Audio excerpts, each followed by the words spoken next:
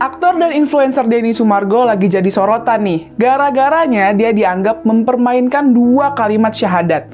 Kalimat syahadat adalah kesaksian seseorang akan ketuhanan Allah dan kenabian Muhammad. Beberapa kalangan berpendapat ketika seseorang mengucapkan kalimat itu dianggap telah masuk Islam. Tapi dalam kasus Denny Sumargo, ternyata pernyataannya tidak dimaksudkan untuk itu. Karena itu mereka menganggap Denny mempermainkan syahadat.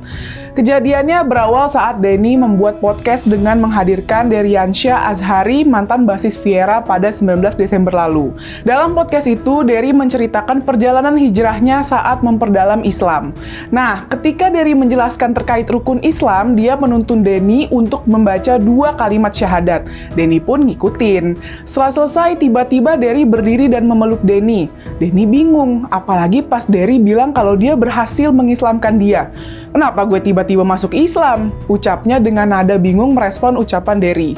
Karena peristiwa di video, Denny menjadi sasaran kecaman netizen karena dianggap mempermainkan syahadat.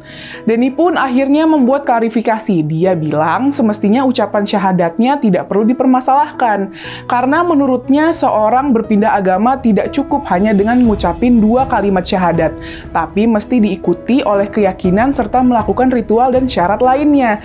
Jadi nggak mungkin seseorang sah gitu aja berpindah agama. Tapi tetap aja ya, banyak netizen yang nggak puas dengan klarifikasi Denny. Sampai ada yang harus bertanya ke penceramah Abdul Somad. Somad pun bilang dengan sinis, dia bilang kalau sekedar ngucapin burung beo pun bisa dianggap masuk Islam. Serius-serius amat sih ya beragama. Dalam keseharian bukannya kita sering ya mendapati peristiwa kayak gini.